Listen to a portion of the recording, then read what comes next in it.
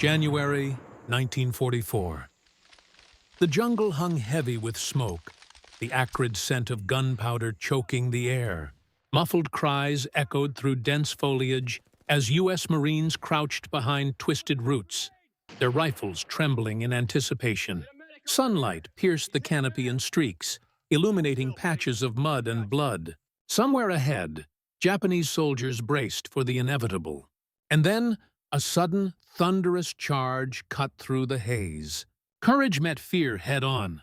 Watch how American Marines charged fearlessly through the jungle chaos. By early 1944, the Pacific War had entered one of its most grueling phases. The United States, having endured the shock of Pearl Harbor and the bitter campaigns across the Solomon Islands, had begun a relentless strategy of island hopping. Each island captured became a stepping stone toward Japan's inner defensive perimeter. Every decision, every movement, carried immense weight. For the stakes were nothing less than control of the Pacific and the survival of entire fleets. The Japanese, aware of the U.S. advance, had entrenched themselves across countless islands, turning dense jungles, volcanic ridges, and coral beaches into formidable fortresses. These were not mere sandbag lines, they were intricate networks of bunkers, tunnels, and hidden machine gun nests. Every tree, every knoll could conceal a sniper. Every path could be mined. Their strategy was clear: slow the Americans, inflict maximum casualties, and make each victory costly.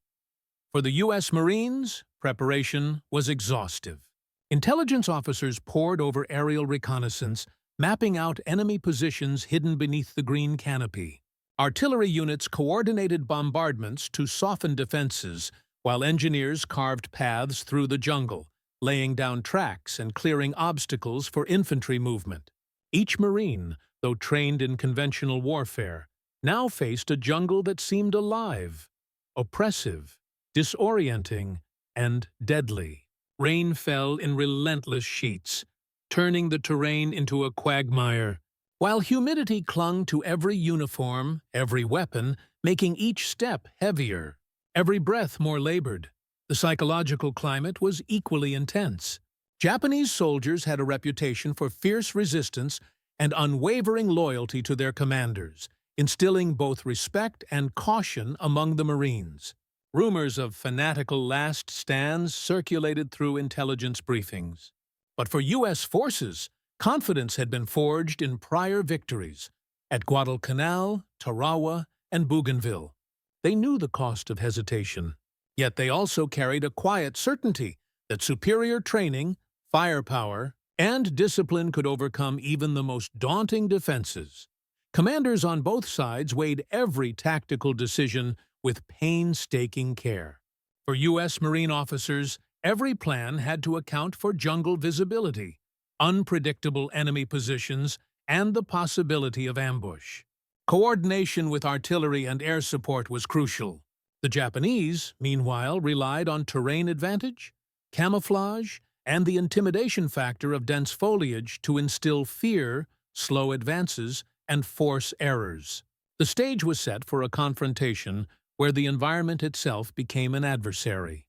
Dense, smoky, and suffocating. And yet, despite the challenges, both sides understood the same brutal truth. Victory hinged not just on numbers or firepower, but on resolve. Each soldier carried not only a weapon, but the weight of expectations, the hope of comrades, and the looming specter of death. In this crucible of jungle warfare, every moment mattered. Every decision could turn a skirmish into a massacre, a hesitation into a rout. As the Marines waited in concealed positions, listening to the faint rustle of leaves and the distant clatter of Japanese preparation, the tension was palpable. Ahead lay a confrontation that would test courage, training, and the very limits of human endurance. This was not just a battle for an island. It was a battle for dominance in the Pacific, a confrontation that would echo far beyond the jungle itself. The dense smoke rising from preliminary bombardments hinted at the coming storm. Somewhere in the shadows, the Japanese braced, unaware of the determination and coordination about to be unleashed against them. What would follow was not merely an engagement of forces, but a collision of willpower and strategy, where fear and discipline would meet in the thick, suffocating air of the jungle. The Marines were ready, and soon they would charge. The jungle was alive with quiet menace. Every step the Marines took was met with squelching mud, tangled roots, and leaves slick with rain. Smoke from artillery bombardments hung low, clinging to every branch, creating a haze that distorted sound and shadow alike. Visibility was limited to mere yards, and even the most cautious advance felt like stepping into a trap. For the Japanese defenders, the thick foliage was a natural ally, a living fortress that shielded their machine gun nests, sniper positions, and hidden trenches. Reconnaissance patrols had mapped what could be seen, but the jungle's true character was unpredictable. Fallen logs could conceal tripwires. Hidden pits and camouflaged foxholes waited for the unwary. Streams, swollen from recent rains, carved channels that slowed movement and muffled communication. The Marines knew that the environment was as dangerous as the enemy. Every map, every plan, accounted for terrain that was unyielding and treacherous. In preparation for the assault, U.S. Marines rehearsed movements repeatedly. Officers drilled squads on suppressive fire coordination, advance under covering smoke, and communication with flanking units. Flamethrower teams practiced clearing bunkers, while grenadiers simulated lobbing ordnance through concealed openings. Every drill emphasized speed, precision, and adaptability. Failure meant death. Hesitation meant failure. Meanwhile, artillery units fired intermittent barrages to soften Japanese defenses and force the defenders to remain pinned. Each shell sent clouds of dust and smoke into the canopy, adding to the disorientation. The Japanese, aware of the impending assault, were equally meticulous. Their positions were layered and interwoven with natural camouflage. Trenches zigzagged to absorb artillery impact, while small foxholes dotted ridges and clearings, allowing for enfilading fire. They had trained for this scenario countless times. Repel the landing, slow the advance, and turn every inch of the jungle into a nightmare. Discipline and doctrine were their weapons, as much as rifles or grenades. And yet, there was tension among them too. Whispers of the Marines' previous successes spread unease, particularly stories of charges that cut through smoke and fear alike. As dawn approached, the Marines assembled at the edge of the bombardment zone. Their faces were a mixture of resolve and fatigue. The long march through jungle trails leaving mud-caked uniforms and sweat-streaked helmets. Commanders gave quiet, final instructions, emphasizing cohesion, fire discipline, and the critical need to maintain forward momentum. The jungle seemed to press in around them, its oppressive green walls closing in with every breath. The first indication of the Japanese readiness was subtle. A rustle of leaves, the glint of a rifle barrel, the faintest movement in shadowed branches.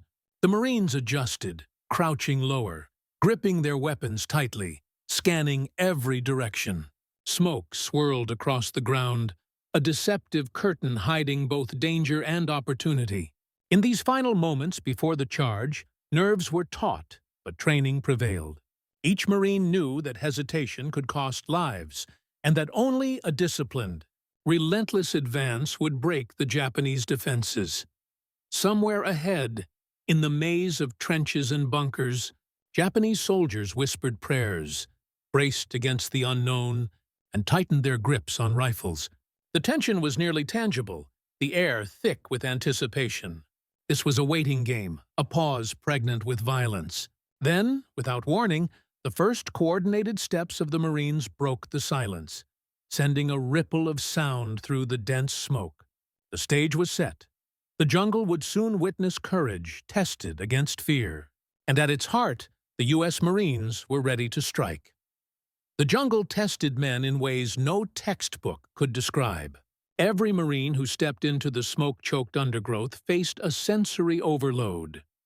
the oppressive humidity, the shrill cries of unseen birds, the crackle of distant gunfire, and the scent of mud and cordite. For the individual soldier, fear was constant, yet discipline was stronger. Years of grueling training, night drills, and relentless physical conditioning now converged into one singular purpose: advance, survive, and overwhelm. Private First Class James Carter, assigned to the lead squad, gritted his teeth as he sloshed through the quagmire. Each footfall threatened to trigger a hidden trap. Each shadow hinted at an enemy waiting to fire. His heartbeat echoed in his ears, synchronized with the heavy thrum of distant artillery. Around him, his squad moved like a living organism, scanning, ducking, and returning fire with precise efficiency. Fear existed, yes, but it was harnessed, molded into concentration. Hesitation was fatal. Movement was survival. Tactically, the Marines advanced in calculated waves. Suppressive fire pinned Japanese positions, while flanking units navigated through side paths, using the dense vegetation as cover. The jungle was both ally and adversary. It shielded their advance but slowed it, making coordination a constant challenge. Officers used hand signals, subtle gestures that could be seen even through the haze of smoke. Every squad relied on rehearsed drills, every maneuver calibrated to minimize exposure while maximizing firepower. The Japanese defenders experienced the opposite effect. From concealed trenches and bunkers, soldiers watched smoke shift unnaturally, unable to see the true size of the approaching force. Fear spread quietly at first, glances exchanged, grips tightening on rifles. They were trained to stand firm, to fight to the last man. But the unpredictability of the jungle combined with the relentless, disciplined Marine advance introduced chaos into the defensive network. Small groups attempted to fire from concealed positions, but overlapping suppressive fire forced repeated retreats. In these moments, human endurance defined the outcome. Corporal Samuel Ortiz led a squad across a narrow clearing, aware that every step exposed them to hidden machine gun nests. Sweat ran into his eyes, burning, yet his mind remained razor-sharp. He signaled a coordinated volley, silencing a Japanese position long enough for his men to advance. Across the battlefield, similar acts of courage and precision compounded, transforming individual resolve into collective momentum. Even in the smoke, Marines communicated efficiently. A shouted order could not carry far. So subtle cues, rifle gestures, prearranged signals, and disciplined pauses ensured coordination. Tactical superiority emerged not from brute force alone, but from cohesion, training, and the relentless will to push forward. Every suppressed enemy position was a small victory. Every advance a step closer to breaking the Japanese line. Meanwhile, Japanese commanders attempted to stabilize faltering defenses. They issued commands through runners and shouted over distant firing lines. But the density of the jungle distorted sound, slowed reinforcements, and created pockets of isolation. Soldiers found themselves facing Marines who seemed to appear from nowhere, moving through smoke like phantoms. The human psyche faltered. Morale cracked under the sudden, overwhelming pressure of organized, fearless aggression. The psychological dimension of jungle warfare was palpable. Marines relied on camaraderie, shared training, and the clear chain of command to steady their nerves. Japanese soldiers, meanwhile, faced uncertainty amplified by environmental challenges. Each corner might conceal death. Every sound could herald an attack. This imbalance, discipline against fear, coordination against chaos, was as decisive as any rifle or grenade. Yet tactical brilliance alone did not define the moment.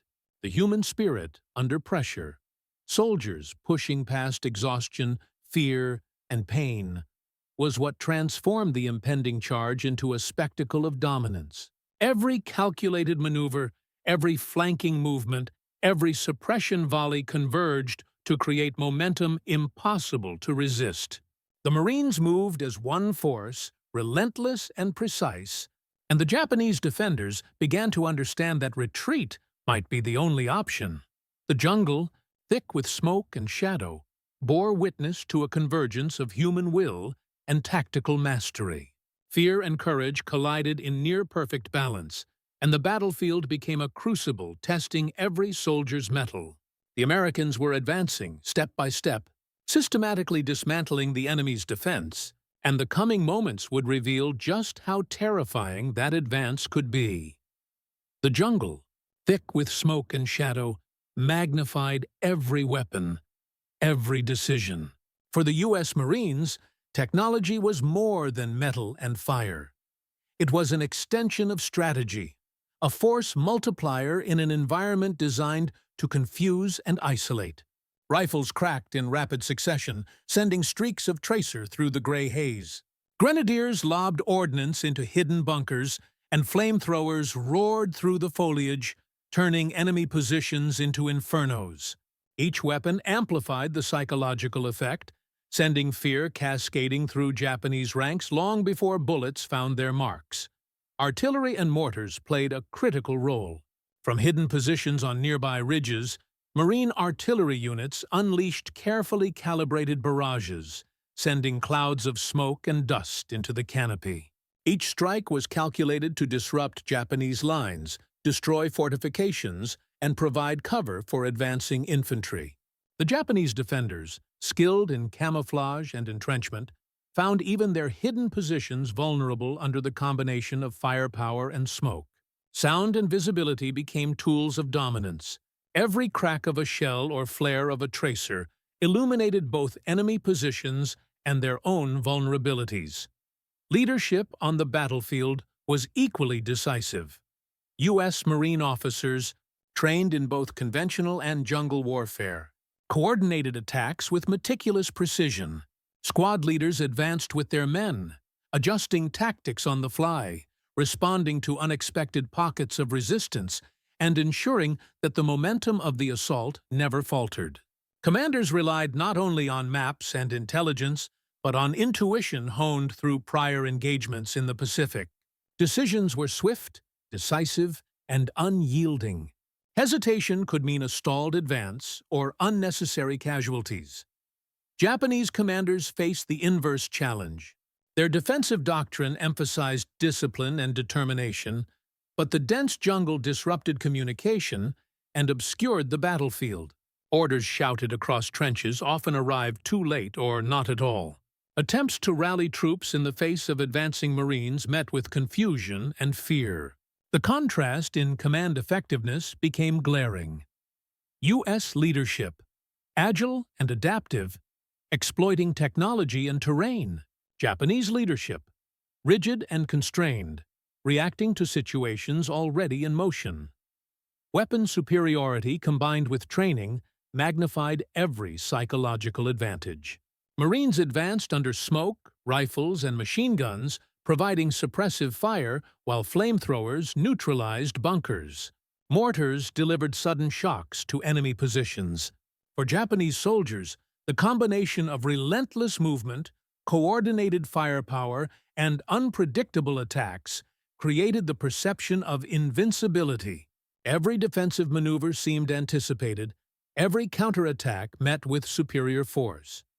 Even within small units, leadership decisions proved crucial. A single squad leader directing a team of riflemen or grenadiers could determine whether a machine gun nest was silenced or whether the Marines suffered unnecessary losses. Officers maintained discipline, controlled pacing, and instilled calm amid chaos. This cohesion contrasted sharply with Japanese soldiers, many isolated in trenches, uncertain of reinforcements, and increasingly aware that the Marines' momentum could not be stopped by fear alone. The environment itself became an amplifier. Thick jungle and low visibility, usually advantageous for defenders, were turned against them. U.S. Marines used smoke, terrain knowledge, and suppressive fire to isolate pockets of resistance. Flamethrowers and grenades eliminated cover, while precision artillery strikes prevented organized retreats. Leadership and technology intertwined seamlessly. creating an almost mechanical efficiency to the Marines' advance. By the time the first major engagement erupted within the heart of the jungle, the effect of leadership and technology was undeniable. Japanese soldiers confronted not just firepower, but command clarity, adaptability, and coordination. Every flank covered, every path anticipated, fear compounded, morale faltered, and the stage was set for the decisive moment, the charge through the thick jungle smoke that would terrify the defenders and mark a turning point in the battle. The convergence of human will, tactical training, weapon mastery, and decisive leadership had created a force that was precise, unstoppable, and psychologically overwhelming. The Marines were no longer simply advancing.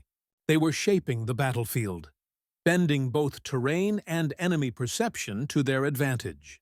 And now, as the first coordinated charge began, the jungle would witness the full power of that combination: fear, firepower, and flawless command converging in a moment that would define the clash. The moment arrived with almost imperceptible warning. A sudden flare of sunlight filtered through the smoke-choked canopy, illuminating the first Marine squads as they surged forward. The jungle, once a wall of green and gray, now trembled with the sound of boots pounding mud, rifles cracking, and grenades detonating in calculated rhythm. Each step carried men closer to the enemy and further from hesitation. Fear and courage collided in every heartbeat. Private First Class Carter led his squad through a narrow, smoke-filled corridor.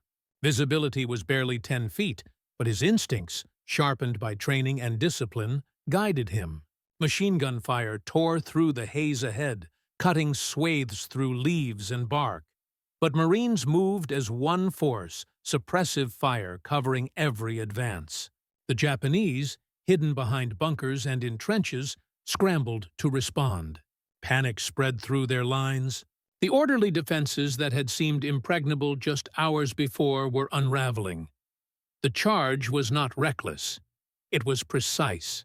Each squad knew its objectives, every officer coordinated movements, and every weapon played its role. Flamethrowers roared to life, engulfing fortified positions, while grenadiers lobbed explosives into concealed bunkers. Mortar teams targeted suspected concentrations of enemy soldiers, sending smoke and debris into the air. The Japanese defenders, disoriented by the combination of advancing Marines, dense smoke, and relentless firepower, began to falter. Captain Reynolds, leading a flanking unit, moved silently through the underbrush, then suddenly unleashed a coordinated volley into a hidden trench line. The Japanese, caught by surprise, retreated in confusion. The jungle amplified every sound.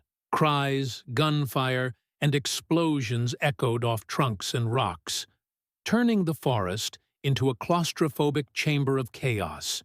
For the Marines, coordination and discipline kept fear in check. For the Japanese, the noise, smoke, and sudden appearance of enemy forces magnified every instinctual fear. The momentum of the charge was relentless. Every suppressed enemy position allowed the Marines to gain ground. Every bunker cleared opened a new path deeper into the jungle. Japanese commanders attempted to reorganize scattered units, but visibility remained near zero. Communications broke down, and isolated groups were left to fend for themselves. Soldiers who had trained for months to hold their lines were now overwhelmed by the perfect convergence of human resolve, firepower, and tactical precision.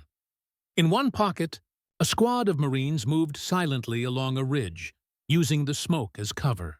Suddenly, a Japanese machine gun nest erupted fire toward them. Without hesitation, a Marine advanced alone, lobbing a grenade into the nest, followed by a burst from his rifle. Within seconds, the position was neutralized, and the squad pressed forward. This was repeated across the battlefield, unit by unit, every small act compounding into a larger, unstoppable surge.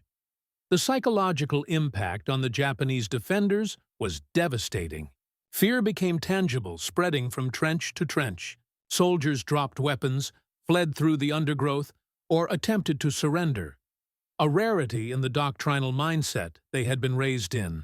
The Marines' advance through the smoke created an impression of invincibility. Every movement was measured, purposeful, and unrelenting.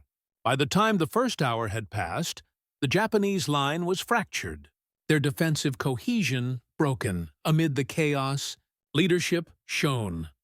U.S. Marine officers maintained discipline, redirected advancing units as needed, and ensured that the charge remained coordinated despite the confusion of smoke, fire, and terrain. Orders were given and executed in near silence, gestures replacing shouts, training replacing instinct. Meanwhile, Japanese leaders attempted to stabilize their lines, but with communication lines severed and morale crumbling, their efforts were tragically insufficient. By mid-morning, the charge had reached its crescendo. Entire Japanese defensive positions had been overrun. Bunkers lay in ruin, trenches were abandoned, and smoke still clung to every corner of the jungle.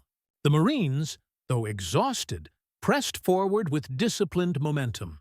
Their dominance was no longer just tactical, it was psychological. Every step deeper into the jungle sent waves of terror through the remaining defenders, ensuring that organized resistance could not be regained. The battlefield bore witness to the consequences of preparation, courage, and relentless execution. Where chaos had threatened to reign, the Marines imposed order. Where fear had threatened to paralyze, courage prevailed. And in the heart of the jungle, thick with smoke and the residue of fire and gunpowder, U.S. Marines had charged not just into enemy territory, but into history itself. The smoke began to lift, revealing the shattered remnants of Japanese defenses and the disciplined ranks of Marines holding every gained position. The decisive moment had passed, but its echoes, the terror of the defenders, the precision of the attackers, and the dominance of well-executed strategy, would define the remainder of the campaign. The jungle, once thick with smoke and gunfire, fell into a heavy, uneasy silence. The echoes of the Marines' relentless charge lingered in the air, punctuated only by distant cries and the moans of the wounded. The Japanese defensive line had been shattered. Trenches lay abandoned, bunkers reduced to splintered wood and scorched earth. Survivors clutched their weapons, eyes wide with disbelief, struggling to comprehend how a force so disciplined had broken through what they had believed to be an impenetrable defense. Casualty reports painted a grim picture. The Japanese suffered heavily. Hundreds of soldiers were killed, many more wounded, and morale across the broader defensive sector plummeted. Japanese units that had been considered steadfast now retreated in disarray, abandoning key positions and leaving behind supplies, weapons, and fortifications. The sudden, overwhelming assault had not only decimated numbers, but also inflicted a psychological blow from which the defenders would struggle to recover. For the U.S. Marines, the cost was significant, though far less devastating than for the enemy. Fatigue, heat exhaustion, and minor injuries accompanied the psychological toll of intense combat. But the discipline and preparation of every squad ensured cohesion. Commanders conducted rapid reorganizations, treated the wounded where possible, and maintained momentum, aware that any pause could allow surviving Japanese forces to regroup. Every gain was measured, every step forward deliberate. The victory extended beyond mere territory. Strategically, the successful charge through the jungle sent a clear message. U.S. Marines could overcome even the most daunting natural and man-made obstacles. Commanders in the Pacific Theater took note, understanding that coordinated training, disciplined execution, and the integration of technology and leadership could achieve results previously considered impossible. The psychological impact on Japanese troops across neighboring islands was immediate. Stories of the charge spread, amplifying fear and caution in subsequent engagements. Reports from the front highlighted the efficiency of Marine tactics. Suppressive fire combined with smoke and flamethrowers had neutralized fortified positions with minimal delay. Artillery support had softened resistance, while small unit leadership had ensured that momentum never faltered. Analysts later emphasized that the decisive factor was not merely firepower, but the integration of every element: human courage, tactical execution, leadership, and technology, into a cohesive, unstoppable force. Morale among the Marines soared. Survivors, exhausted but victorious, knew they had achieved what their training had prepared them for: dominance in conditions that would have overwhelmed lesser-trained units. Letters home described the intensity of the battle, the terror of the enemy, and the unyielding resolve of American forces. For officers, the success validated months of preparation, coordination, and tactical innovation. For the individual soldier, it reinforced the principle that discipline, courage, and training could overcome fear, uncertainty, and overwhelming odds. Meanwhile, Japanese commanders faced a crisis of strategy. Retreat, reorganization, and defensive recalibration became immediate priorities. Islands previously considered secure now required urgent reinforcement, and the psychological toll of repeated defeats began to influence decision-making at higher command levels.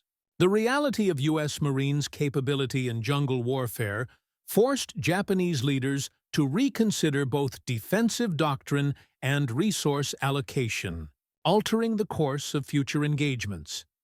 Beyond the immediate battlefield, the engagement shaped the Pacific Campaign. The successful use of coordinated charges, smoke, flamethrowers, and disciplined flanking maneuvers set a precedent for subsequent island assaults. The combination of technology, leadership, and human will demonstrated a model of jungle combat that would be replicated across the theater, establishing a pattern of U.S. dominance that Japanese defenders struggled to counter. In the wake of the assault, the jungle slowly returned to its natural state, though forever marked by devastation. The silence that followed was not peace. It was the moment of reckoning after a clash that had redefined both human courage and tactical warfare.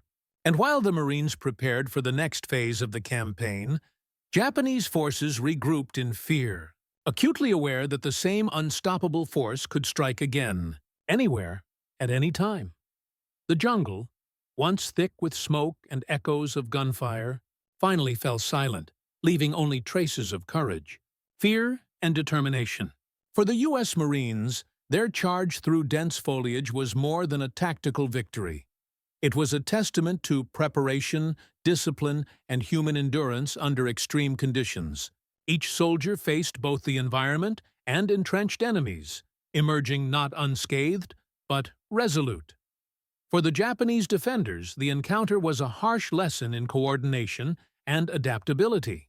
Fear, magnified by smoke and surprise, shattered even disciplined units, and their collapse rippled beyond the battlefield, affecting strategy, morale, and the psychological landscape of the Pacific theater. Jungle warfare demanded more than brute strength. It required mastery of terrain, effective leadership, technological integration, and mental fortitude. The Marines' advance through thick smoke became emblematic of U.S. dominance in the Pacific. Precision, courage, and relentless execution prevailing against formidable defenses. Beyond strategy, it was a human story. Soldiers on both sides endured extremes of fear and endurance, making split-second decisions that defined life and death. In the end, the battle left a lasting mark, not just on the landscape, but on history, proving that courage, preparation, and leadership could overcome the most forbidding conditions and shape the course of a campaign.